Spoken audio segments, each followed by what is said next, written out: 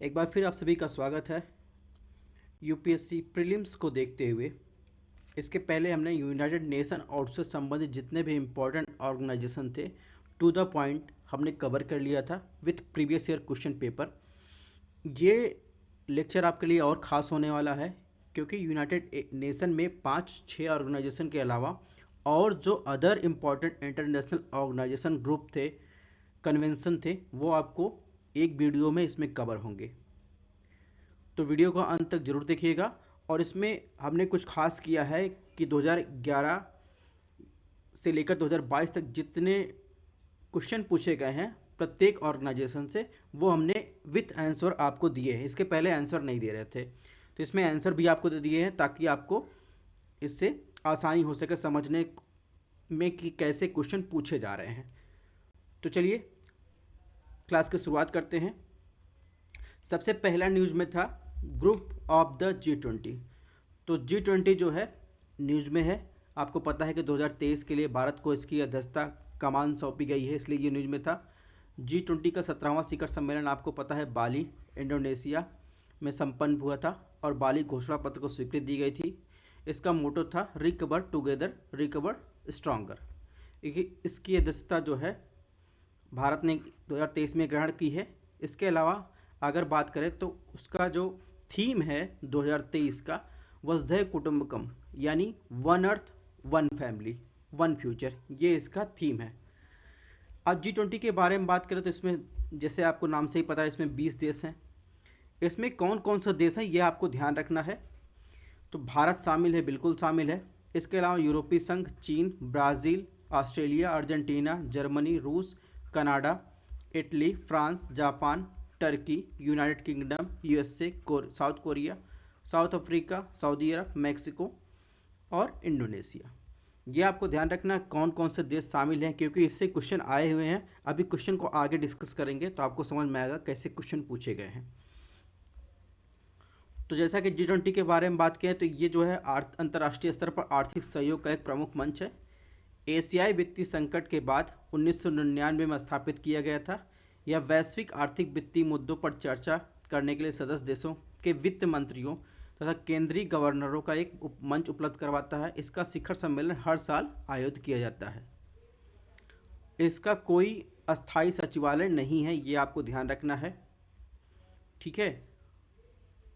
ट्रोइका अर्थात भूतपूर्व, वर्तमान, आगामी अध्यक्ष G20 प्रेसिडेंसी में सहायक भूमिका निभाते हैं।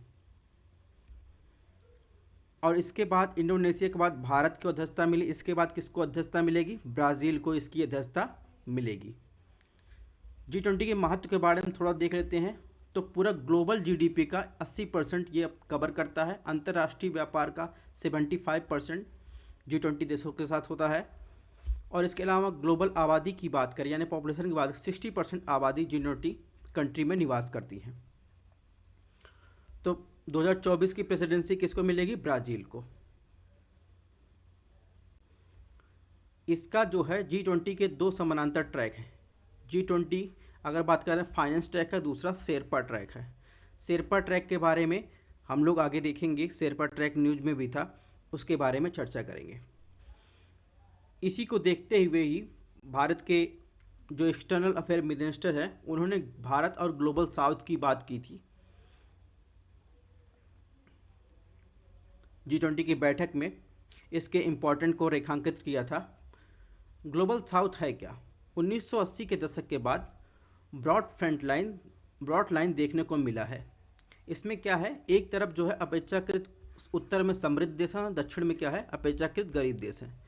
तो ग्लोबल साउथ का आशय है उन देशों से है, उन वंचित देशों से है जो संयुक्त राष्ट्र सुरक्षा परिषद तथा ब्रिटेन वुड्स संस्थाओं से उचित प्रतिनिधित्व नहीं प्राप्त कर चुके। इसका संबंध इससे है। अगर शेरपा की बात करें तो शेरपा है क्या? शेरपा जो है तकनीकी और नीतिगत मुद्दों पर चर्चा करते हैं। शेरपा जो है G8 G20 जैसी अंतर्राष्ट्रीय शिखर बैठकों में शामिल सदस्य देशों के नेता का एक निजी प्रतिनिधि होता है। शेरपा शब्द जो है आपको पता है कि नेपाल के लोगों से प्रेरित है और नेपाली में जो शेरपा होते हैं वो पर्वतारोहियों को गाइड करते हैं, ठीक है। तो ये जो बाकी ग्लोबल साउथ का महत्व क्या है इसके बारे में अगर आपको पढ़ना हो तो आप पढ़ सकते हैं। नेक्स्ट बात के शेरपा ट्रैक के बारे में हमने बात ही कर लिया। इसके अलावा अर्बन 20 की बात करेंगे तो यहाँ पर देखिए अर्बन 20 की बात करते हैं। अर्बन 20 है क्या? अर्बन 20 है भारत की G20 की अध्यक्षता के तहत आवास एवं शहरी कार्य मंत्रालय ने U20 कार्यक्रम आयोजित कर रहा है, इसलिए ये न्यूज में था, आपको ध्यान रखना है G20 के अंतर्गत ये आयोजित किया है। इसके अलावा DIA न्यूज में था, यानी डिजिटल इनोवेशन अलायंस, ये भी G20 के तहत ही जो है माइटी यानी ministry of electronics and information and technology ने इस अभियान को लॉन्च किया है। ठीक है, नेक्स्ट बात करते हैं। आप देखते हैं प्रीवियस ईयर क्वेश्चन पेपर कैसे पूछे गए हैं। 2022 में क्वेश्चन आया था G20 कॉमन फ्रेमवर्क शब्द के संदर्भ में निम्नलिखित कथनों पर विचार कीजिए। G20 तथा इसके सदस्य पेरिस क्लब द्वारा समर्थित पहल है। और इसके बाद इसका दूसरा ऑप्शन था कि यह आधारी ऋण वाले निम्न आय देशों को सहायता देने की पहल है। इसका एक्सप्लेनेशन बाद में करवाएंगे, आपको देखना है क्वेश्चन कैसे पूछे जाते हैं। तो इसका आंसर हमने बखूबी इसमें दे दिया है। इसके बाद 2020 में भी G20 से रिलेटेड जो है क्वेश्चन आया था। नेक्स्ट बात करें क्वाड की, तो क्वाड जो है क्यों न्यूज में था? क्वाड नेताओं का वर्ष 2022 में चौथा शिखर सम्मेलन कहाँ? टोक्यो में आयोजित हुआ। तो थोड़ी जानकारी क्वाड के बारे में देख लेते हैं। ऑस्ट्रेलिया, भारत, जापान, संयुक्त राज्य अमेरिका एक अनौपचारिक रणनीतिक संवाद है। 2007 में पहली बार स्थापित किया गया था, लेकिन 2017 में इसे नया रूप दिया गया। अब देख लेते हैं इससे क्वेश्चन कितने आए हैं। इससे एक भी क्वेश्चन आज तक नहीं आए हैं 2017 के बाद से। तो आपको ऐसे ही कैटेगराइज करना है कि इम्पोर्टेंस कितना है, किस इंटरनेशनल ऑर्गेनाइजेशन का कितना है। जैसे WTO, IMF की बात करेंगे, WHO की बात करेंगे, UNGA की बात करेंगे, तो इसका इम्पोर्टेंस ज़्यादा है, क्वाड का इम्पोर्टेंस उतना कम है। तो जैसा कि क्वाड की बैठक कहाँ हुई? टोक्यो में। तो टोक्यो में कहाँ? टोक्यो है जापान में। जापान में कौन से द्वीप पर है? होन्शु द्वीप पर है, ये आपको ध्यान रखना है। नॉर्थ से साउथ क्रम जापान का ये है, होकाइडो, होन्शु, शिकोकू, क्योशु। सबसे डेवलप्ड कौन सा है? आपको ध्यान रखना है होन्शु। तो एक चीज़ न्यूज़ में है, उससे इतर आपको भी और सारी चीज़ें आपको ध्यान रखनी है, ताकि आप ब्रॉड टॉपिक कवर कर सकें। क्वेश्चन कहीं से भी पूछ सकता है। नेक्स्ट बात करते हैं संघाई कोऑपरेशन ऑर्गेनाइजेशन यानी SCO समिट। हाल ही में SCO समिट हो रही है, जैसा आपको पता ही होगा। तो हाल ही में जो SCO के राष्ट्र प्रमुखों की परिषद का 22वां सम्मेलन उज्बेकिस्तान के समरकंद शहर में संपन्न हुआ। उसके बाद अब जो है इंडिया में हो रहा है। 2023 की मेज़बानी कौन कर रहा है? भारत द्वारा किया जा रहा है। और इसके लिए जो है वाराणसी को वर्ष 2022-23 के लिए पर्यटन राजधानी घोषित की गई, यह भी आपको पता होना चाहिए। ईरान को इस संगठन में अस्थायी सदस्य के रूप में स्वीकार किया गया है, ये भी कुछ इन्फॉर्मेशन आपको पता होनी चाहिए। SCO के बारे में बात करें तो समरकंद घोषणा पत्र की बात करें, इसमें समरकंद घोषणा पत्र अपनाया गया था। ठीक है, समरकंद घोषणा पत्र है क्या? वार्ता और परामर्श के माध्यम से आपसी मतभेदों विवादों को शांतिपूर्ण समाधान में प्रतिबद्ध का समर्थन करना, सामान्य सिद्धांतों दृष्टिकोण को विकसित करने का आह्वान, परमाणु हथियारों का प्रसार और परमाणु निःशस्त्रीकरण की निरंतरता का समर्थन। आपको ध्यान रखना है समरकंद घोषणा पत्र SCO से संबंधित है। और SCO संबंधित कहाँ है? ये उज्बेकिस्तान में जो SCO की समिट हुई थी 22वीं, वहाँ पर समरकंद घोषणा पत्र अपनाया गया था। 23वीं मीटिंग जो है भारत में हो रही है अभी वर्तमान में। ठीक है, और वाराणसी को क्या है 22-23 के लिए पर्यटन राजधानी घोषित किया गया है। और ईरान जो है परमानेंट मेंबर के लिए SCO का सौंपा गया है। नेक्स्ट बात करते हैं प्रीवियस ईयर क्वेश्चन को थोड़ा सा देख लेते हैं। उसके पहले थोड़ा SCO के बारे में देख लेते हैं। यह एक अंतर सरकारी संगठन है, इसकी स्थापना 2001 में शंघाई चीन में की गई थी। SCO को 2005 से ही संयुक्त राष्ट्र सभा के पर्यवेक्षक का दर्जा मिला हुआ है। SCO के प्रमुख लक्ष्य की बात करें तो ये लक्ष्य हैं, उससे ज़्यादा इम्पॉर्टेंट है SCO के सदस्य और सहभागी देश। सदस्य देश की बात करें तो SCO में कौन कौन शामिल है? चीन, कजाकिस्तान, किर्गिस्तान, रूस, तजाकिस्तान, उज्बेकिस्तान, भारत। तो आपको पता है SCO में भारत शामिल है, पाकिस्तान, इसके अलावा ईरान भी जो है अब शामिल हो गया है। पर्यवेक्षक देश की बात करें तो अफगानिस्तान, बेलारूस, मंगोलिया। वार्ता भागीदार देश की बात करें तो Armenia, Azerbaijan, Cambodia, Nepal, Sri Lanka, Turkey. ठीक है, कार्यात्मक संरचना की बात करें तो अभी जो हेड ऑफ काउंसिल स्टेट यानी एसएससी का यह निर्णय लेने का सर्वोच्च निकाय है, जिसकी बैठक जो है समरकंद में हुई 22वीं। 23वीं कहाँ हो रही है? 23वीं हो रही है भारत में।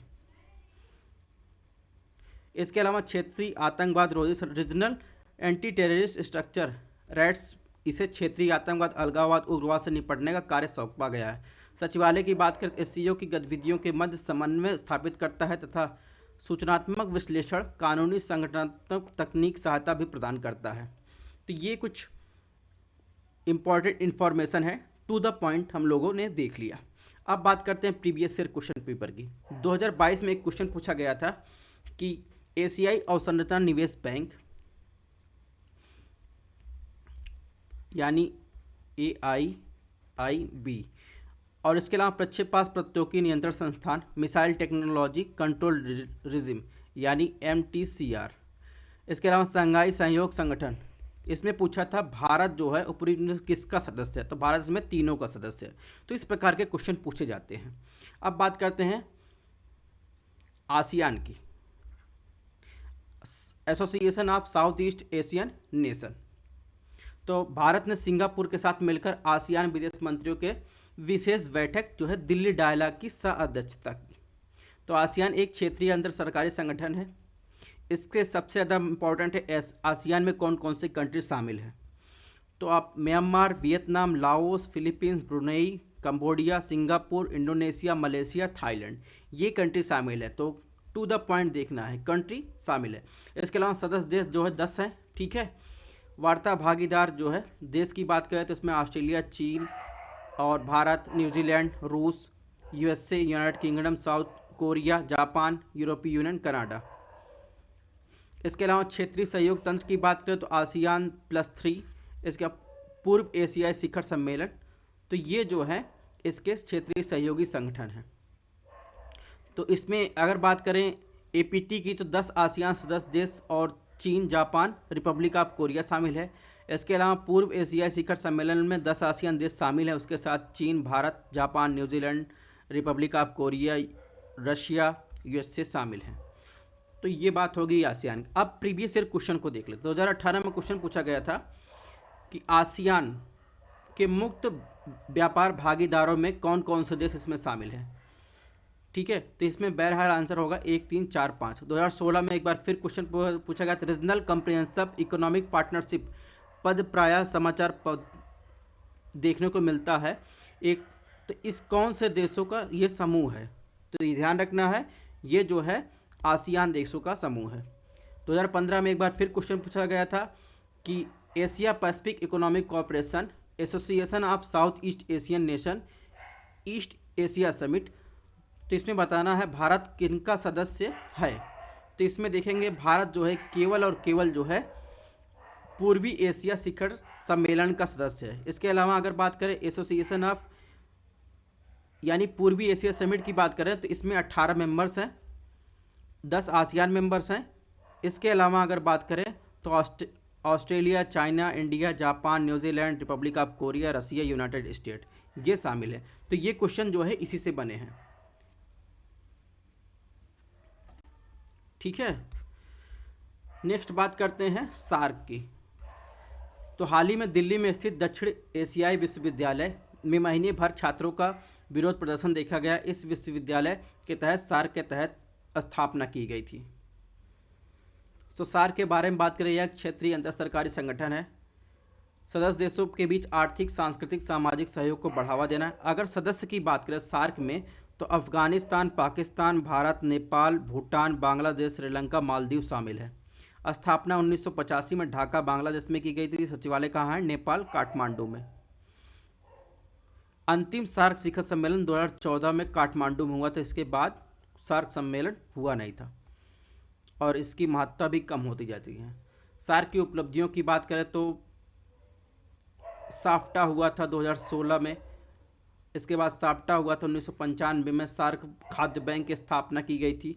तो इससे ज़्यादा क्वेश्चन बने नहीं हैं तो हम लोग ज़्यादा इस पर ध्यान भी नहीं देंगे। नेक्स्ट बात करेंगे बिम्स्टेक की, यानी बे ऑफ बंगाल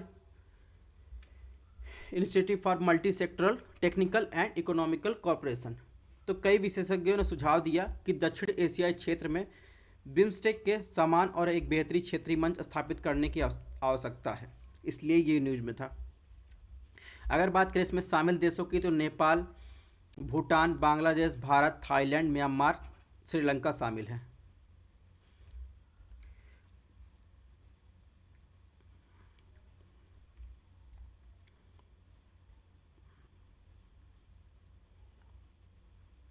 अगर बिम्स्टेक की महत्व की बात करें तो इस संगठन का सदस्य देश वैश्विक आबादी का 22% हिस्सेदारी रखता है, जीडीपी का $3.7 ट्रिलियन शेयर करता है और दुनिया भर के कुल व्यापार का एक चौथाई हिस्सा प्रतिवर्ष बंगाल की खाड़ी के माध्यम से संपर्क होता है।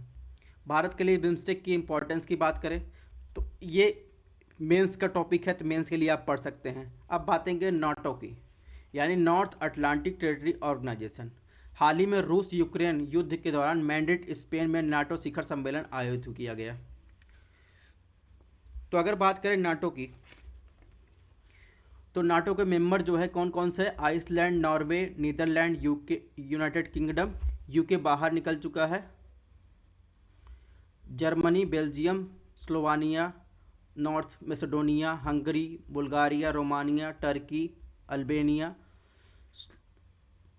सॉरी यूके है, यूरोपीय यूनियन से यूके बाहर निकला है, नाटो यूके में शामिल है, आई एम सो सॉरी। तो USA, Canada, Montenegro, Portugal, Croatia, Greece, Spain, Luxembourg, Italy, France, तो ये जो है नाटो के मेंबर हैं।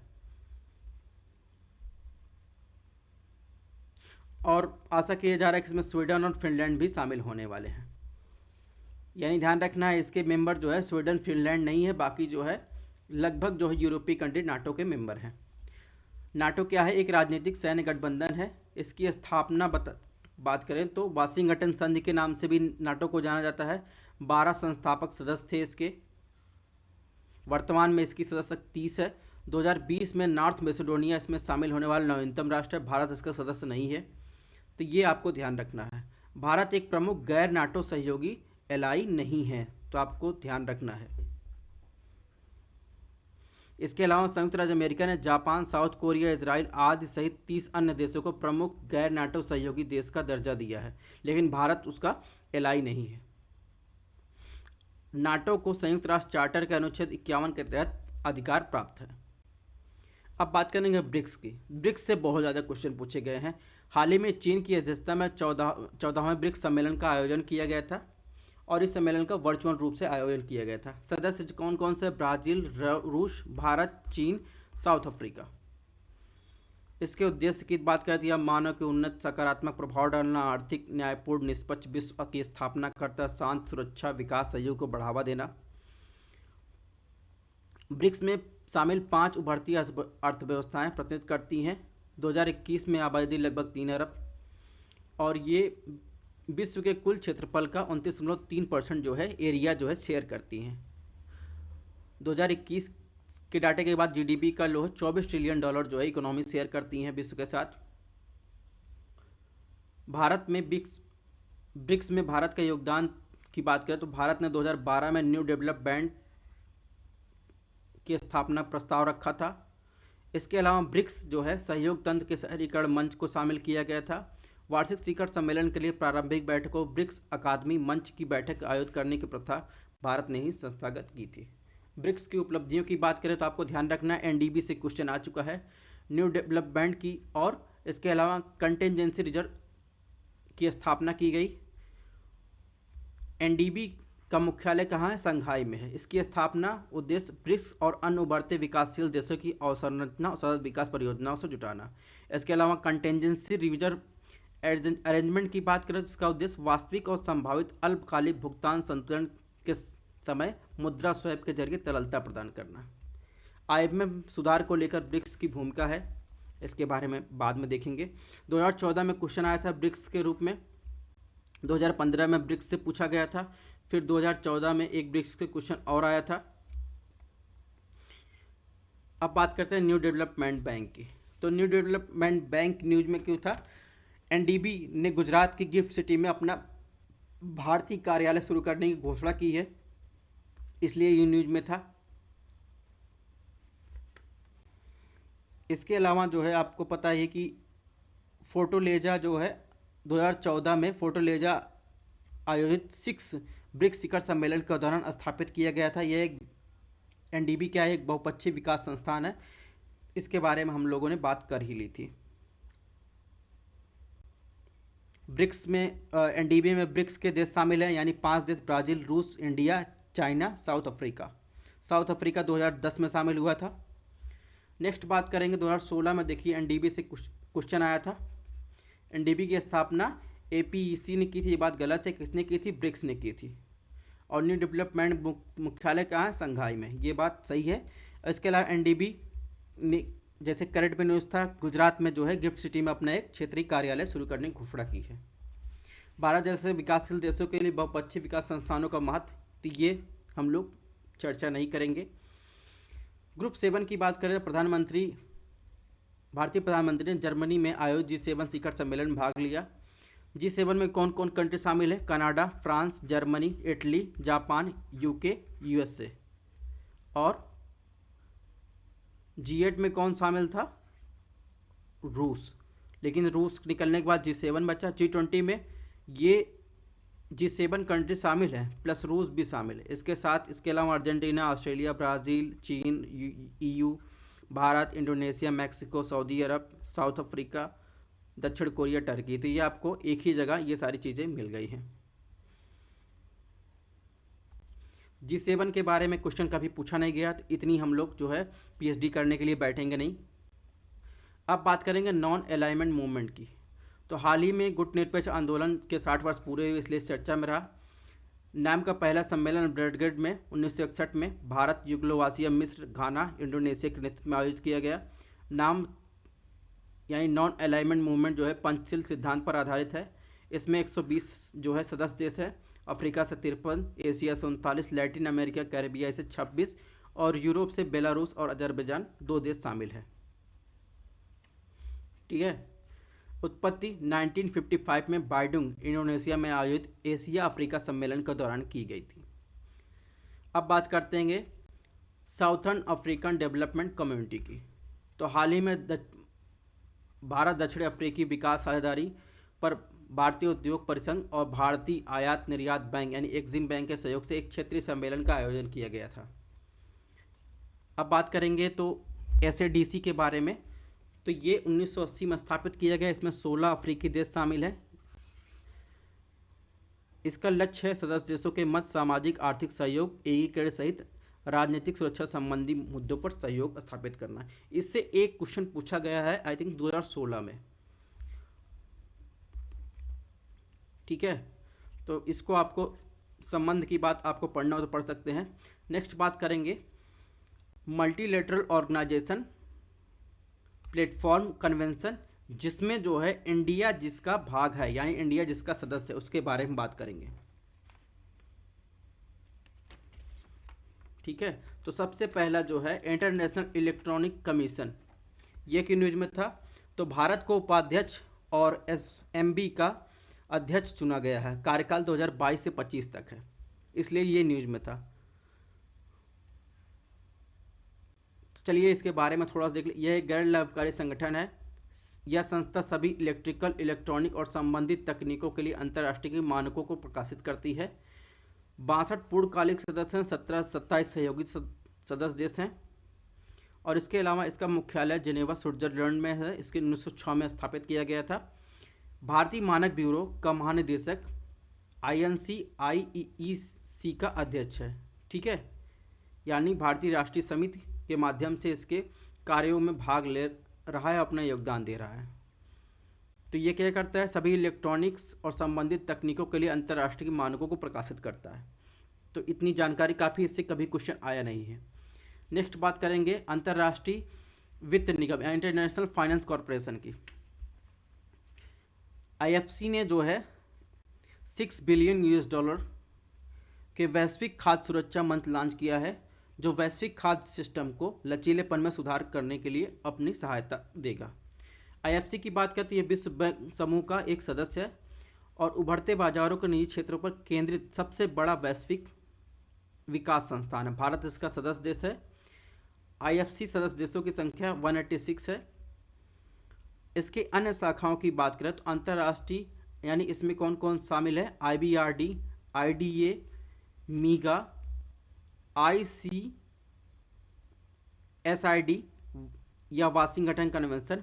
उपरयुक्त में से बात करें तो भारत इन जो अन्य शाखाओं में ICSID को छोड़कर सभी देशों का सदस्य है। तो आपको ध्यान रखना है कि भारत जो है अंतर्राष्ट्रीय निवेश विवाद समाधान का सदस्य नहीं है, बाकी इसके अलावा IBRD, IDA, मीगा इन सब का सदस्य है।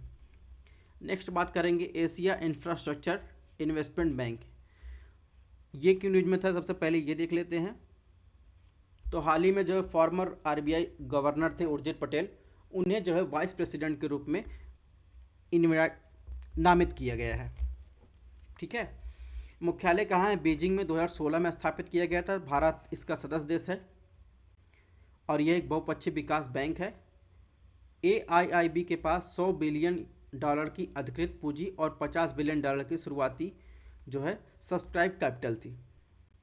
106 देश इसके सदस्य देश हैं, जिनकी वैश्विक आबादी 79% और ग्लोबल GDP का 65% जो है यानी 65% हिस्सेदारी है। भारत की बात करें तो भारत जो है AIIB में संस्थापक सदस्य है और दूसरा सबसे बड़ा शेयर धारक है। इससे क्वेश्चन आ चुका है, तो एक बार आप लोग सतर्क हो जाइएगा। इसके बाद जो है सबसे बड़ा शेयर धारक चीन है, जिसकी हिस्सेदारी 26.5% है। इसके बाद भारत जो है 7.6% है। AIIB ने किसी भी अन्य सदस्य की तुलना में भारत के लिए अधिक ऋण यानी 28 परियोजनाओं के लगभग $6.7 अरब को मंजूरी दी है। तो चलिए सबसे प्रीवियस ईयर क्वेश्चन पेपर को देखें। 2019 में देखिए AIIB से क्वेश्चन पूछा है। इसके अलावा 2022 में भी क्वेश्चन आया है। ठीक है।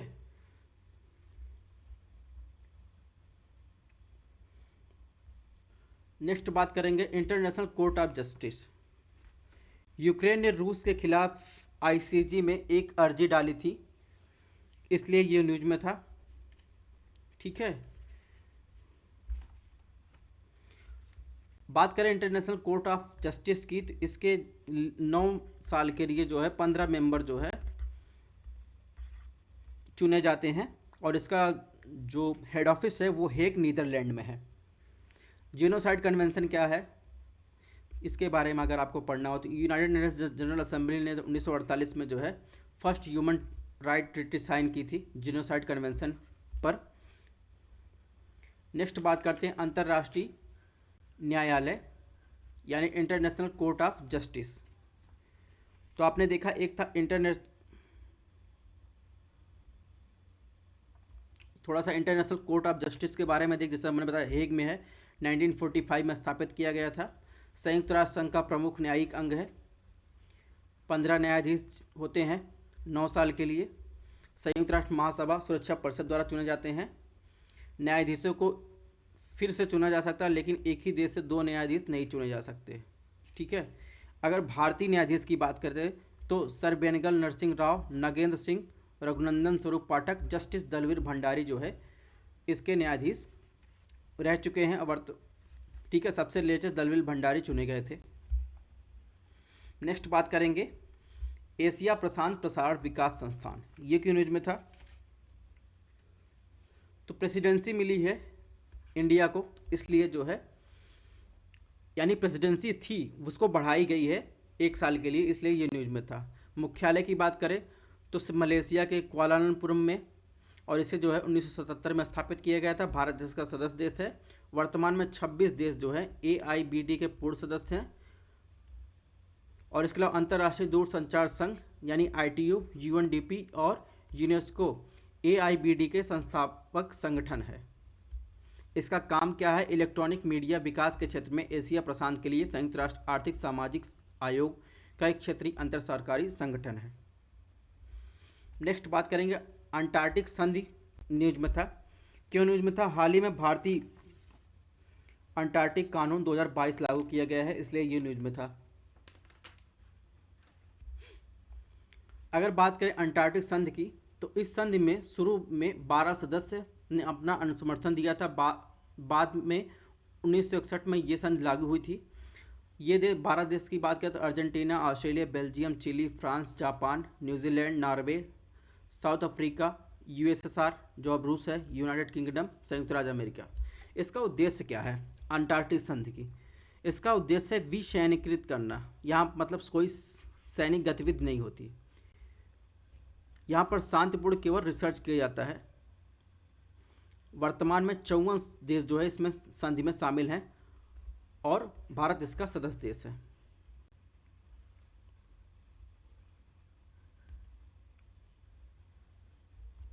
इसके अलावा अंटार्कटिक संधि के लिए पर्यावरण संरक्षण पर प्रोटोकॉल की बात करें तो मैड्रिड प्रोटोकॉल किससे संबंधित है?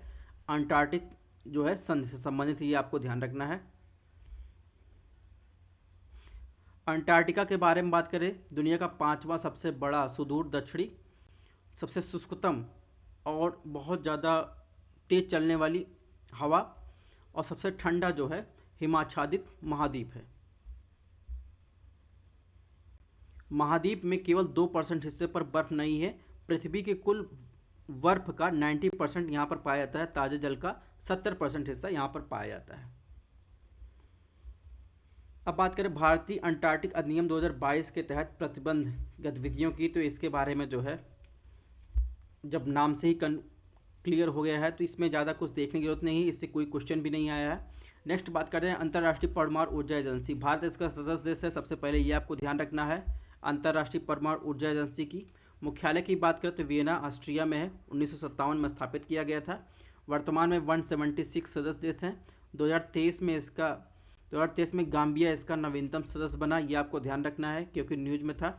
2023 में कौन सदस्य बना है? गाम्बिया। और यह संयुक्त राष्ट्र सिस्टम के अंदर एक स्वायत्त अंतर्राष्ट्रीय संगठन के रूप में स्थापित किया गया है। यह परमाणु ऊर्जा के क्षेत्र में वैज्ञानिक और तकनीक सहयोग स्थापित एक वैश्विक अंतर सरकारी फोरम है। इसके अलावा अगर बात करें, एक तो 2023 में गाम्बिया नवीनतम सदस्य बना। इसके अलावा न्यूज में इसलिए था कि चीन ने जो है IAEA में आकुस समूह के खिलाफ अपना प्रस्ताव जो है वापस ले लिया है। ठीक है, ऑकस है क्या? ऑकस एक 3-वे स्ट्रेटेजिक डिफेंस अलायंस है। किसके किसके बीच? Australia, UK, USA। तो ये भी बहुत न्यूज में था, आपको ध्यान रखना है। इसमें कौन कौन शामिल है? Australia, UK, USA। और ये क्या है? स्ट्रेटेजिक डिफेंस अलायंस है। 2018 में जो है अंतर्राष्ट्रीय परमाणु ऊर्जा एजेंसी से एक क्वेश्चन आया था, जो इसको हमने यहाँ पे शेयर कर दिया है। तो ध्यान रखना, ये क्या है? आसानिक परमाणु रिएक्टर IAEA के रक्षा उपायों के अधीन आ जाते हैं। इस क्वेश्चन का आंसर होगा। नेक्स्ट बात करेंगे इप्सा यानी India Brazil South Africa dialogue forum. ये क्यों नहीं था? तो 10वां इप्सा डायलॉग फोरम जो है मंत्रिस्तरीय आयोग की बैठक सितंबर 2022 में आयोजित हुई। 2003 में ब्रासीलिया घोषणा पत्र के माध्यम से इसे स्थापित किया गया था। विश्व के अलग अलग क्षेत्रों में 3 देशों का एक त्रिपक्षीय समूह है। अंतर्राष्ट्रीय महत्व के मुद्दे पर साझा विचार को बनाए रखना इसका उद्देश्य है। कौन कौन से देश में शामिल है? तो त्रिपक्षीय समूह है, जाहिर सी बात 3 देश होंगे। पहला भारत, ब्राज़ील, साउथ अफ्रीका। इसके अलावा इप्सा फंड की स्थापना भी की गई है विकासशील देशों में मांग आधार पर गरीबी और भुखमरी के उन्मूलन के लिए। 2005 में इप्सा बिजनेस फोरम लॉन्च किया गया था। इसमें भारतीय उद्योग परिसंघ भारत की भागीदारी का समन्वय करता है। भारत जो है G20 शिखर सम्मेलन के साथ 6ठे इप्सा शिखर सम्मेलन की मेजबानी भी करेगा। नेक्स्ट बात करते हैं वासेनार अरेंजमेंट की। तो ये ध्यान रखना है, ये जो है इसका भारत सदस्य देश है। क्यों न्यूज में था? हाल ही में वासेनार अरेंजमेंट की 26वीं पूर्ण वार्षिक बैठक हुई। इस बैठक में भारत को 1 वर्ष की अवधि के लिए वासेनार अरेंजमेंट की अध्यक्षता सौंपी गई। इसका हेडक्वार्टर कहाँ है? हेडक्वार्टर वियना में है, ऑस्ट्रिया में। 1996 में स्थापित किया गया है। इसका उद्देश्य क्या है? इसका उद्देश्य है पारंपरिक हथियारों, दोहरे उपयोग वाले उपकरणों, प्रौद्योगिकी के निर्यात को नियंत्रित करना। ठीक है, इसमें 42 देश शामिल हैं और यह एक मल्टीलेटरल एक्सपोर्ट कंट्रोल रिजिम है यानी MECR। वासेनार अरेंजमेंट स्वैच्छिक आधार पर कार्य करता है, बाध्यकारी नहीं है। वासेनार अरेंजमेंट प्लेनरी इसका शीर्ष निर्णय लेने वाला शीर्ष निकाय है। चीन को छोड़कर संयुक्त राष्ट्र सुरक्षा परिषद के अन्य सभी सदस्य इसके हस्ताक्षरकर्ता राष्ट्र हैं। भारत वासेनार अरेंजमेंट 2017 में 42वें प्रतिभागी के रूप में शामिल हुआ था। 2011 में जो है ऑस्ट्रेलिया समूह वर्सेस वासेनार व्यवस्था के रूप में क्वेश्चन पूछा गया था। नेक्स्ट बात करेंगे बैंक फॉर इंटरनेशनल सेटलमेंट। इसका मुख्यालय कहाँ है? बेसल स्विट्जरलैंड में है। 1930 में स्थापित किया गया है और BIS का स्वामित्व 63 केंद्रीय बैंकों के पास है। ये केंद्रीय बैंकों दुनिया भर के उन देशों का प्रतिनिधित्व करते हैं जिनकी वैश्विक GDP में कुल हिस्सेदारी लगभग 55% है। भारतीय रिजर्व बैंक BIS का शेयरधारकों में से एक है। उद्देश्य की बात करें तो BIS का कार्य अंतर्राष्ट्रीय सहयोग के माध्यम से केंद्रीय बैंकों की मौद्रिक और वित्तीय स्थिरता को हासिल करने में सहायता करता है और यह केंद्रीय बैंकों के लिए एक बैंक के रूप में कार्य करता है। इसके 2 प्रतिनिधि कार्यालय हैं, एक तो हांगकांग में, दूसरा मैक्सिको सिटी में। इससे प्रीवियस ईयर में एक क्वेश्चन पूछा गया था 2005 में, तो आपको ध्यान रखना है बेसल 3 जो समझौता है वो किससे संबंधित है। तो इसमें जो है आंसर होगा ऑप्शन बी, बैंकिंग क्षेत्र में वित्तीय आर्थिक दबाव का सामना करने के सामर्थ्य को उन्नत करने और जोखिम प्रबंधन को उन्नत करने का प्रयास से संबंधित है। नेक्स्ट बात करेंगे विश्व बौद्धिक संपदा संगठन, ये क्यों में था? तो भारत को वैश्विक नवाचार सूचकांक 2022 में 40वां स्थान प्राप्त हुआ है। इसे GII 2021 में इसे 46वां स्थान प्राप्त था। ठीक है, इसे कौन जारी करता है? विश्व बौद्धिक संपदा जो है संगठन। तो भारत इसका सदस्य देश है। 1967 में स्थापित किया गया था। संयुक्त राष्ट्र की एक विशिष्ट एजेंसी है। दुनिया भर में रचनात्मक गतिविधियों को प्रोत्साहित करना, बौद्धिक संपदा संरक्षण को बढ़ावा देना, ये इसका कार्य है। वर्तमान में इससे 193 सदस्य हैं। यह कई अंतर्राष्ट्रीय संधियों को लागू करता है। बौद्धिक संपदा अधिकार के वर्गीकरण के लिए वीपो की संधियों की बात करें तो नीस एग्रीमेंट है, लोकार्नो समझौता, स्ट्रासबर्ग समझौता, वियना समझौता है। ठीक है, तो आपको ध्यान रखना ये सब एग्रीमेंट किससे संबंधित है? बौद्धिक संपदा संगठन से संबंधित है। नेक्स्ट बात करेंगे वर्ल्ड इकोनॉमिक फोरम क्यों न्यूज में था? हाल ही में वर्ल्ड कॉम्पिटिटिव इंडेक्स 2022 जारी किया गया था, इसलिए न्यूज में था। इसके अलावा वर्ल्ड इकोनॉमिक फोरम कौन कौन सी रिपोर्ट जारी करता है? ग्लोबल लैंगिक गैप रिपोर्ट, वैश्विक जोखिम रिपोर्ट और इसके अलावा हाल ही में जारी की गई global cyber security outlook report. ये कौन जारी करता है? World economic forum. 1971 में जो है क्लाउस श्वाब द्वारा स्थापित किया गया, नॉट फॉर प्रॉफिटिंग फाउंडेशन है। ठीक है, इसका उद्देश्य है समाज के प्रमुख राजनीतिक, व्यापारिक, सांस्कृतिक अन्य नेताओं को शामिल करना, मतलब वैश्विक स्थितियों में सुधार लाना।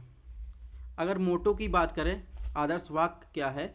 तो आदर्श वाक्य वैश्विक सार्वजनिक हित में उद्यमिता। भारत इसका सदस्य देश है। तो ध्यान रखिएगा वर्ल्ड कॉम्पिटिटिव इंडेक्स जो है जारी किए गए थे, इसलिए न्यूज में था। इसके अलावा ग्लोबल जेंडर गैप रिपोर्ट, वैश्विक जो है जोखिम report, global cyber security report world economic forum जारी करता है। प्रीवियस ईयर में 2017 में देखिए सीधे सीधे क्वेश्चन आया था, ग्लोबल जेंडर गैप रिपोर्ट कौन जारी करता है? ग्लोबल कॉम्पिटिटिव रिपोर्ट कौन जारी करता है 2019 में? कौन सा रैंक है? ये UPSC में इंपॉर्टेंट, बहुत ही रेयर होता है। कौन जारी करता है? टू द पॉइंट पूछ लेता है ऐसे रिपोर्टों में। इसके अलावा विश्व बैंक समूह संयुक्त राष्ट्र की एक विशेष एजेंसी है। इसकी स्थापना IMF के साथ 1944 में न्यू हैम्पशायर, संयुक्त राज्य अमेरिका में संयुक्त राष्ट्र ब्रिटेन वुड्स सम्मेलन में की गई थी। इसका मुख्यालय कहाँ? वाशिंगटन DC USA में है। IMF विश्व बैंक को ब्रिटेन वुड्स ट्विंस के रूप में भी जाना जाता है। वर्तमान में विश्व बैंक में 5 संगठन शामिल हैं, IBRD, IDA, इसके अलावा IFC, मीगा, ICSID। भारत जो है इसका सदस्य देश नहीं है, बाकी इन चारों का सदस्य है। इसके साथ ही विश्व बैंक का भी सदस्य है।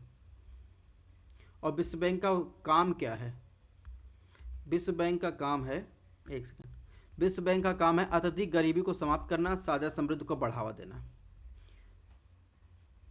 इसके अलावा कौन कौन सी रिपोर्ट जारी करता है? वैश्विक वित्तीय विकास रिपोर्ट, विश्व विकास report, global economic prospect report. ये कौन जारी करता है? विश्व बैंक। तो वर्ल्ड बैंक ने हाल ही में जो है climate investment opportunity in India cooling sector ये रिपोर्ट जारी की। Climate and development and agenda for action ये रिपोर्ट जारी की। 2015 में देखिए विश्व आर्थिक संभावना ग्लोबल इकोनॉमिक प्रॉस्पेक्ट रिपोर्ट कौन जारी करता है? तो ये सीधे क्वेश्चन आ गया था, 2016 में पूछा गया था। Ease of doing business index ये कौन जारी करता है?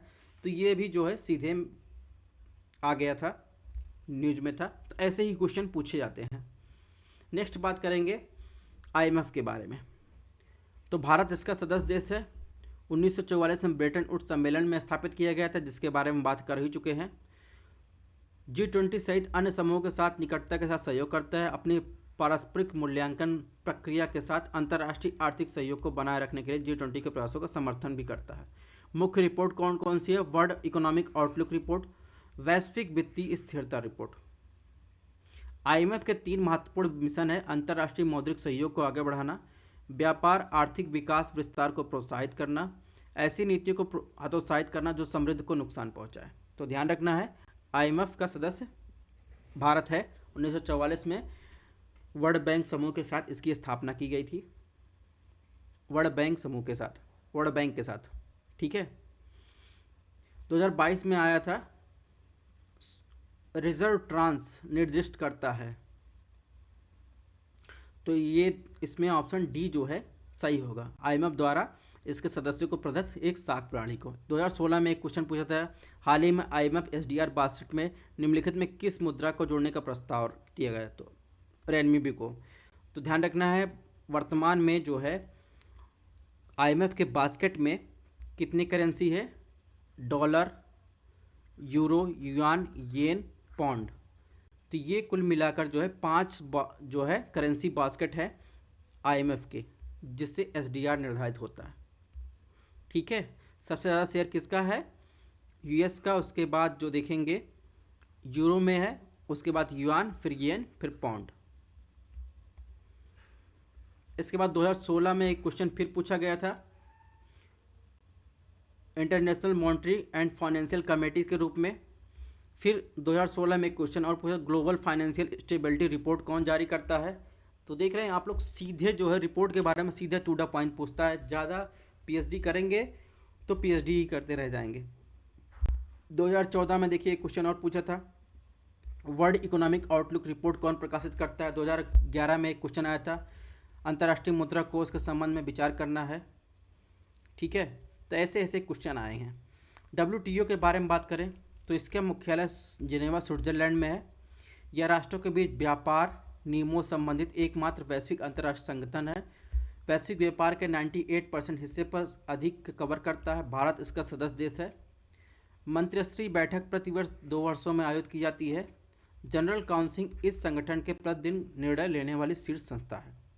2017 में क्वेश्चन पूछा गया था WTO से रिलेटेड कि भारत ने WTO के व्यापार सुकर बनाने के करार TFA का अनुसमर्थन किया है, और TFA जनवरी 2016 में प्रवृत्ति में आया।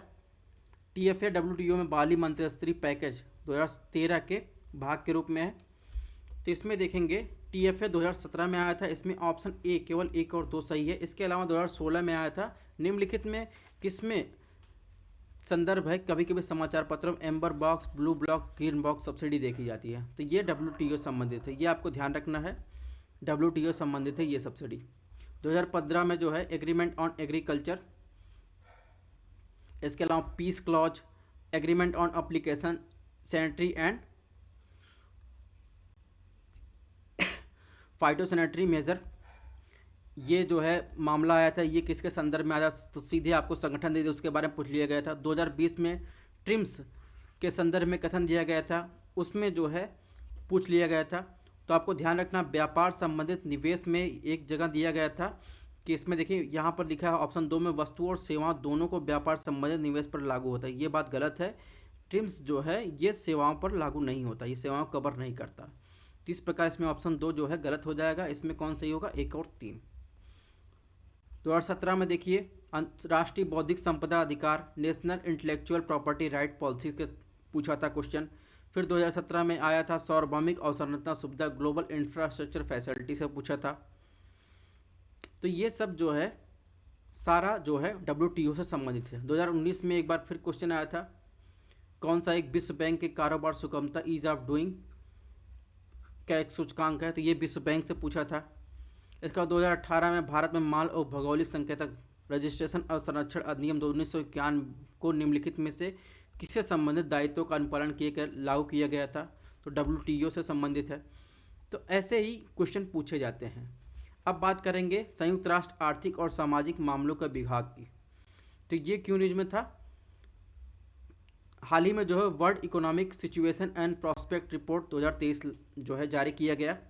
इसे जो है UNDSA ने व्यापार और विकास पर संयुक्त राष्ट्र सम्मेलन यानी UNCTAD तथा 5 संयुक्त राष्ट्र क्षेत्रीय आयोगों के साथ मिलकर जारी किया है। इसके बारे में बात करें तो इसका उल्लेख संयुक्त राष्ट्र चार्टर में किया गया है। यह सतत विकास के लिए परिवर्तनकारी 2030 एजेंडा द्वारा निर्देशित है। यह संयुक्त राष्ट्र के विकास स्तंभों के आधार पर प्रदान करता है।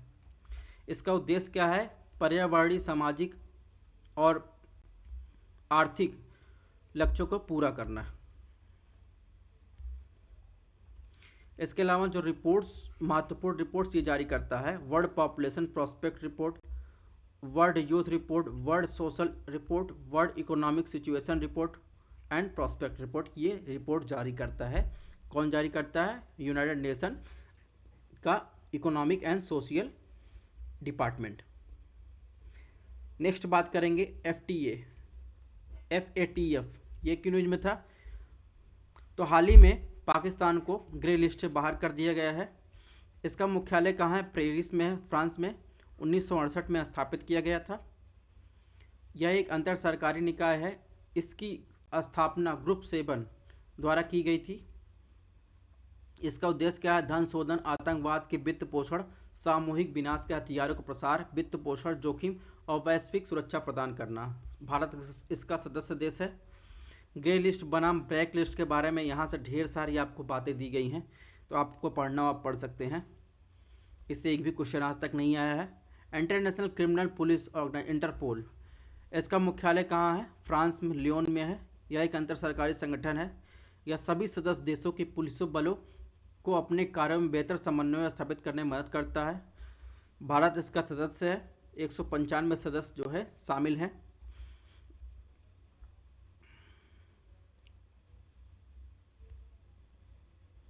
भारत की तरफ से बात करेंगे तो इसमें जो है CBI को जो है इंटरपोल के लिए भारत के NCB के रूप में नामित किया गया है। ठीक है।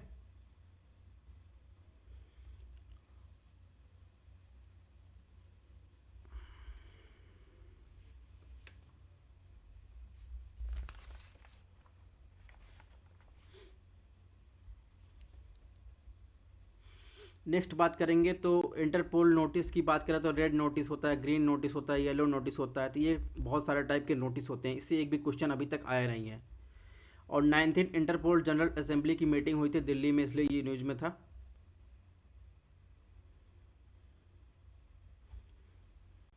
ग्लोबल पुलिसिंग गोल 2018 में लॉन्च किया गया है। ठीक है। इंटरपोल द्वारा नोटिस की बात करें तो ये ऐसे नोटिस आपसी सहयोग अलर्ट के लिए अंतर्राष्ट्रीय अनुरोध होते हैं। ये नोटिस सदस्य देशों की में पुलिस को अपराध संबंधी महत्वपूर्ण जानकारी साझा करने के लिए जारी की जाते हैं। ये नोटिस किसी सदस्य देश के इंटरपोल NCB के अनुरोध पर महासचिवालय द्वारा जारी किए जाते हैं। Interpol United Nation Security Council विशेष नोटिस, ये भी इंटरपोल टाइप की नोटिस है। नेक्स्ट बात करते हैं UN हैबिटेट, इसका मुख्यालय कहाँ है? नैरोबी केन्या में है। यह मानव अधिवासों के लिए संयुक्त राष्ट्र की एजेंसी है। इसे संयुक्त राष्ट्र महासभा द्वारा अधिसूचित किया जाता है। इसका उद्देश्य है सभी को पर्याप्त आश्रय प्रदान करना, सामाजिक पर्यावरणीय रूप से सस्टेनेबल कस्बों शहरों को बढ़ावा देना।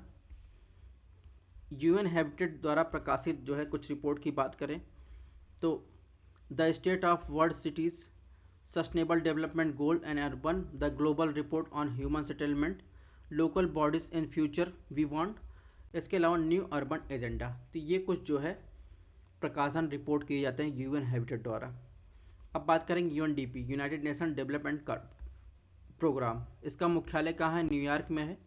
इसे तकनीकी सहायता पर संयुक्त राष्ट्र के विस्तारित कार्यक्रम 1949 में गठित किया गया था। संयुक्त राष्ट्र विशेष कोष 1958 में स्थापित के विलय के साथ 1965 में संयुक्त रूप से इसे क्या कहा गया? संयुक्त राष्ट्र विकास कार्यक्रम। भारत इसका सदस्य देश है। 170 देश इसमें शामिल हैं। यूएनडीपी को सौंपे गए कार्यों में गरीबी को समाप्त करना, लोकतांत्रिक शासन प्रणाली, विधि का शासन, समावेशी संस्थान स्थापित करना, ये शामिल है। इसके अलावा यूएनडीपी जो है मानव विकास रिपोर्ट प्रकाशित करता है और ये स्वतंत्र रूप से जारी करने वाली एक प्रमुख वार्षिक रिपोर्ट है।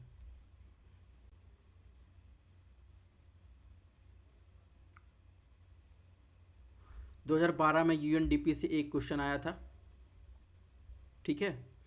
इसके बाद बात करेंगे United nation general assembly. Bharat के सदस्य देश है और इसका काम है नीति निर्माण यानी पॉलिसी मेकिंग करने वाला संयुक्त राष्ट्र का एक प्रमुख अंग है। ठीक है। संयुक्त राष्ट्र के सभी 193 सदस्य देश इसके सदस्य हैं। इसके अलावा अगर बात करें तो इसका हेड ऑफिस कहाँ है? मालदीव में है। 2022 में एक क्वेश्चन आया था यूनाइटेड नेशन जनरल असेंबली से, मतलब उसकी बैठक, पारंपरिक बैठक कब होती है, तो इससे कुछ संबंधित था। फिर 2022 में एक क्वेश्चन आया था संयुक्त राष्ट्र महासभा के संदर्भ में, आपको कुछ कथन थे विचार करना था। 2015 में जो है बीजिंग घोषणा पत्र यानी बीजिंग डिक्लेरेशन फॉर एक्शन, इससे जो है रिलेटेड क्वेश्चन न्यूज़ में थे। फिर बात करेंगे यूनेस्को की। इसका हेडक्वार्टर कहाँ? पेरिस, फ्रांस में है। इससे 2021 में एक क्वेश्चन पूछा गया था। ठीक है। और इसकी चर्चा इसके पहले वाले लेक्चर में हम कर चुके हैं, उसका आंसर आपको इसमें दे रहे हैं। आपने कमेंट बॉक्स में बताया नहीं था, लेकिन हम इसमें आंसर दे रहे हैं।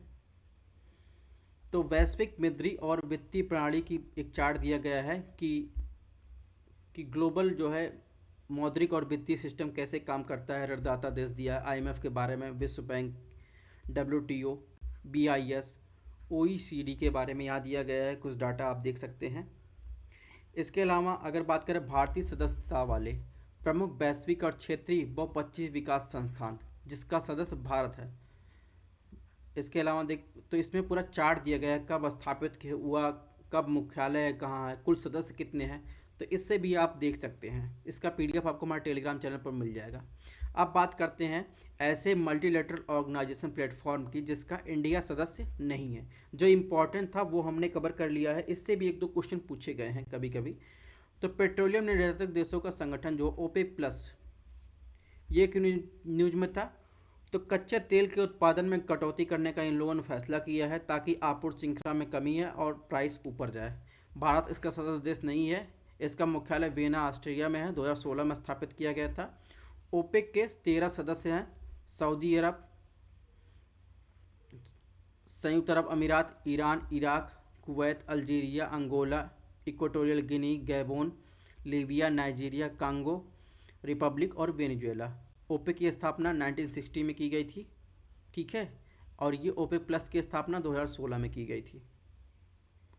10 अन्य तेल उत्पादक देश की बात करें तो इसके अलावा रूस, Azerbaijan, Bahrain, Brunei, Kazakhstan, Malaysia, Mexico, Oman, दक्षिणी सूडान और सूडान।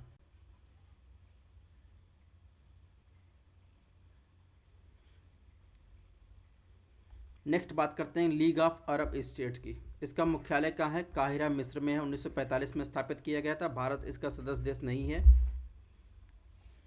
यह एक अंतर सरकारी संगठन है और इसमें 22 सदस्य देश शामिल हैं। तो आपको देखना हो तो आप देख सकते हैं, क्योंकि भारत इसका सदस्य देश नहीं है और कोई क्वेश्चन आया भी नहीं है। कैरेबियन कम्युनिटी कैरिकॉम जो है ये न्यूज में था। इसका मुख्यालय कहाँ है? जॉर्ज टाउन, गुयाना में। 1973 में स्थापित किया गया था। चेगुआरा मासा संधि के तहत इसे स्थापित किया गया था। ठीक है। और इसका हाल ही में जो है भारत के जो विदेश मंत्री की 4वीं बैठक हुई है यूनाइटेड नेशन जनरल असेंबली में न्यूयॉर्क में।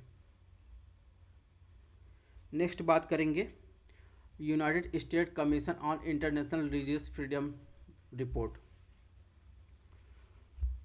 तो USCIRF ने लगातार तीसरे वर्ष भारत को विशेष चिंता वाले देश के रूप में नामित किया है और ये कैटेगरी ये उन देशों को प्रदान किया जाता है जो धार्मिक स्वतंत्रता के सबसे गंभीर उल्लंघनकर्ता के रूप में पाए जाते हैं। इसमें इस कैटेगरी में भारत, पाकिस्तान, सऊदी अरब, ईरान, नॉर्थ कोरिया, रसिया शामिल हैं। ठीक है, यह एक US बेस्ड जो है एजेंसी है। बाकी इसके बारे में यहाँ पर डिटेल में दिया गया है, इससे एक भी बार क्वेश्चन पूछा नहीं गया है। नेक्स्ट बात करते हैं NPT के बारे में, यानी परमाणु अप्रसार संधि के बारे में। यह एक अंतर्राष्ट्रीय समझौता है जिसका उद्देश्य परमाणु हथियारों को प्रसार को रोकना, निशस्त्रीकरण को बढ़ावा देना। भारत इसका हस्ताक्षर करता नहीं है। ठीक है, सदस्य की बात करें तो south Sudan, Bharat, Pakistan, Israel और नॉर्थ कोरिया को छोड़कर विश्व के सभी देश जो है इसके पक्षकार हैं।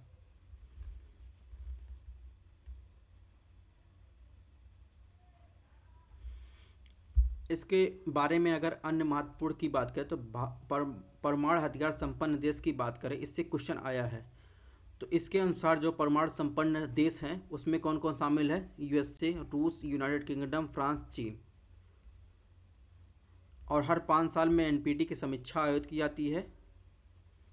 इसके अलावा अगर कोई देश NPT में शामिल कोई देश संधि के नियमों का पालन कर रहा है या नहीं, उसकी पुष्टि अंतर्राष्ट्रीय परमाणु ऊर्जा एजेंसी करती है। दूसरे शब्दों में IAEA यह देखता है कि इस संधि में शामिल कोई गैर NWS देश परमाणु हथियार हासिल न कर पाए। ठीक है, अगर भारत के रुख की बात करें, भारत में NPT पर तो ना तो हस्ताक्षर किया और ना ही इसमें शामिल हुआ है। भारत निशस्त्रीकरण सम्मेलन में एक ऐसे व्यापक परमाणु हथियार कन्वेंशन पर वार्ता शुरू करने का समर्थन करता है जो समस्त सर्वसम्मत के आधार पर कार्य करने वाला विश्व का एकल बहुपक्षीय निशस्त्रीकरण वार्ता मंच हो। इसके अलावा भारत जो है FMCT का समर्थन करता है।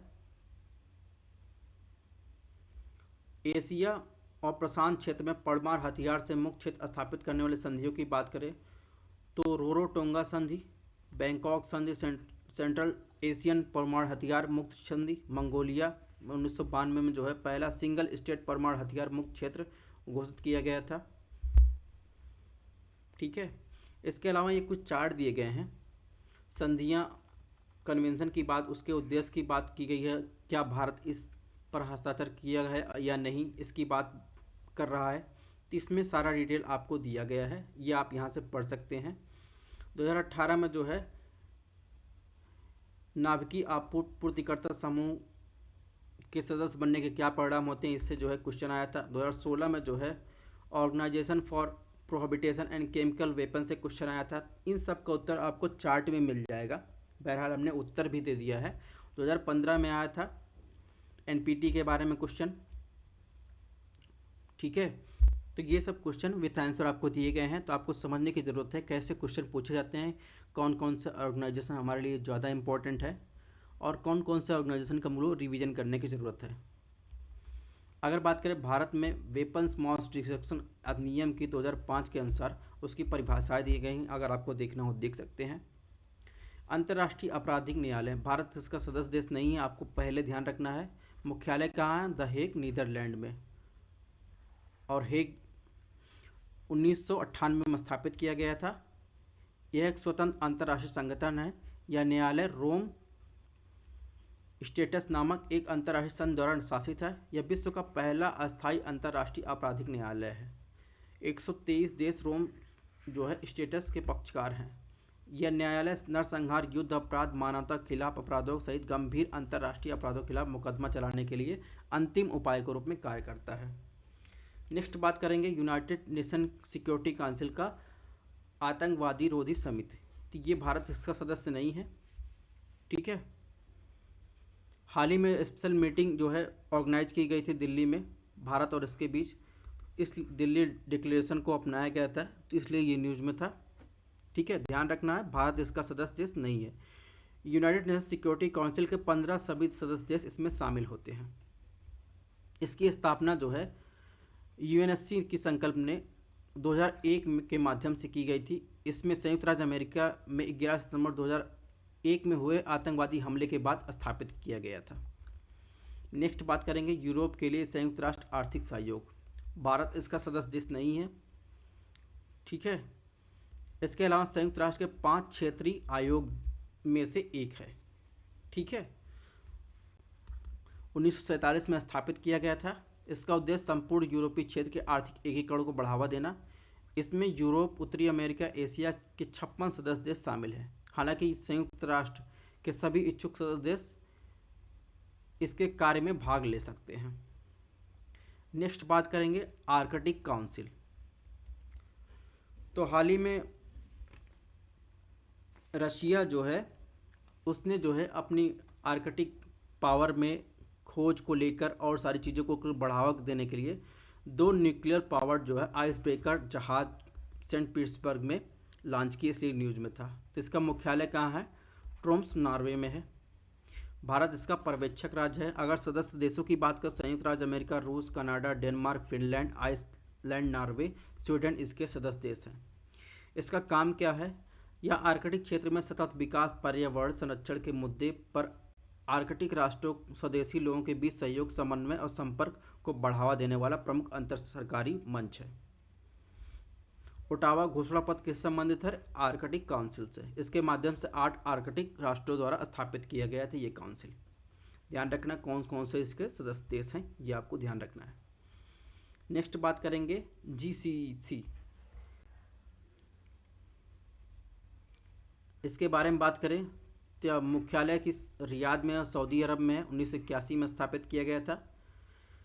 खाड़ी सहयोग परिषद की बात करें, यह खाड़ी क्षेत्र में 6 देशों का एक राजनीतिक आर्थिक गठबंधन है। भारत इसका सदस्य देश नहीं है। ठीक है, सऊदी अरब, अमीरात, कतर, कुवैत, ओमान, बहरीन जो है इसके सदस्य हैं गल्फ के। ठीक है, 2016 में जो है खाड़ी सहयोग परिषद से यानी गल्फ कोऑपरेशन काउंसिल से एक क्वेश्चन पूछा गया था, कौन सा सदस्य देश नहीं है? तो ईरान इसमें शामिल नहीं है। बात करें इंडो पैसिफिक इकोनॉमिक फ्रेमवर्क, ये क्यों न्यूज में था? तो हाल ही में भारत अमेरिका के नेतृत्व वाले आर्थिक समूह Indo Pacific economic framework prosperity का हिस्सा बनने के लिए सहमत हुए हैं। ये IPEF संयुक्त राज्य अमेरिका के नेतृत्व में 14 भागीदार देशों का एक फ्रेमवर्क है। ठीक है, 2017 में देखिए एक क्वेश्चन पूछा गया था, आवास और शहरी विकास पर एशिया पैसिफिक मंत्रिस्तरीय सम्मेलन के संदर्भ में निम्नलिखित कथनों पर विचार करना है।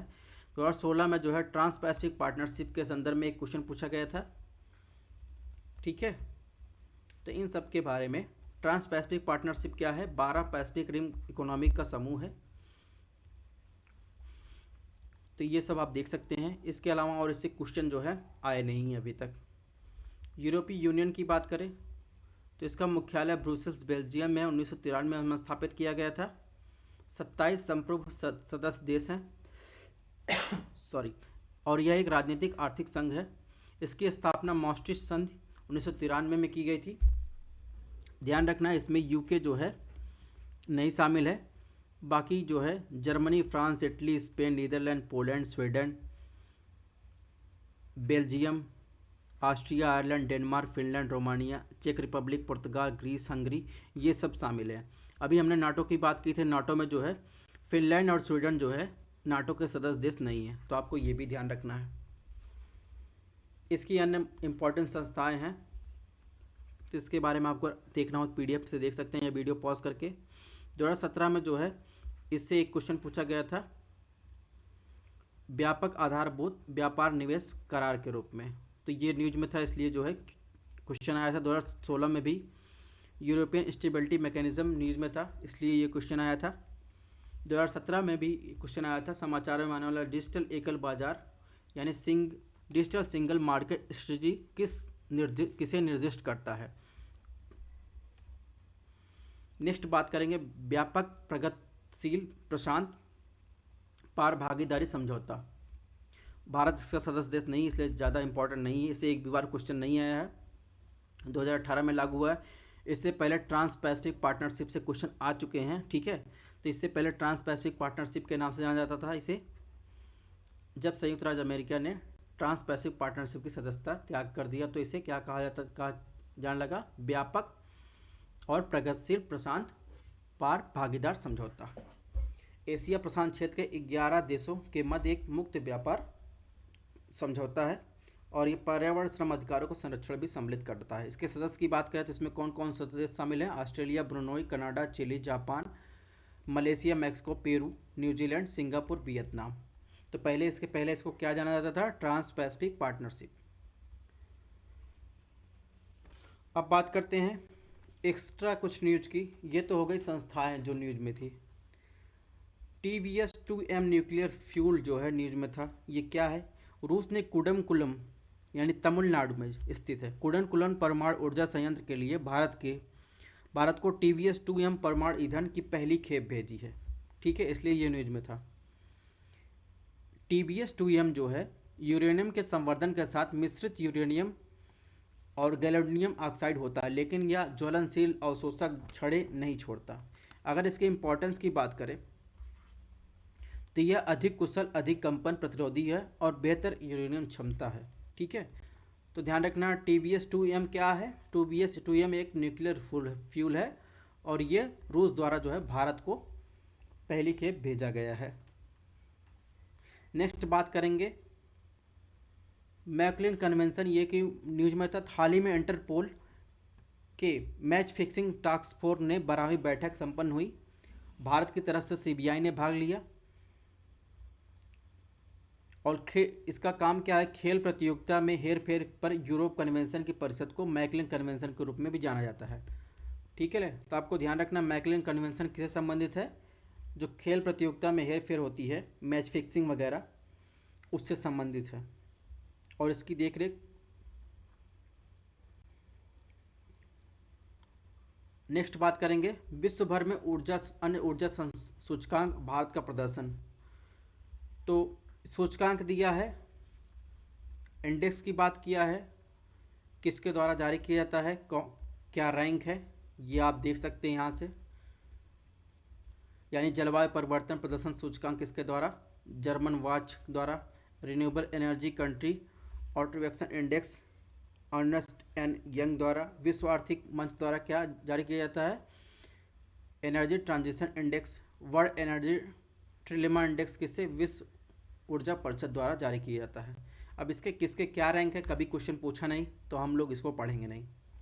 इसके अलावा कुछ एक्स्ट्रा इन्फॉर्मेशन है। ऑपरेशन सुकून 2006 में जो किस लिए चालू किया गया था, तो लेबनान से भारतीय और श्रीलंकाई नेपाली नागरिकों को निकालने के लिए। ऑपरेशन सेफ होम कमिंग 2011 में लीबिया गृह युद्ध में भारतीय नागरिकों को निकालने के लिए। ऑपरेशन राहत 2015 में संघर्ष प्रभावित यमन से भारतीयों को विदेशों निकालने के लिए। इसके अलावा ऑपरेशन गंगा 2022 में यूक्रेन से भारतीयों को निकालने के लिए चालू किया था। कमेंट बॉक्स में बताइए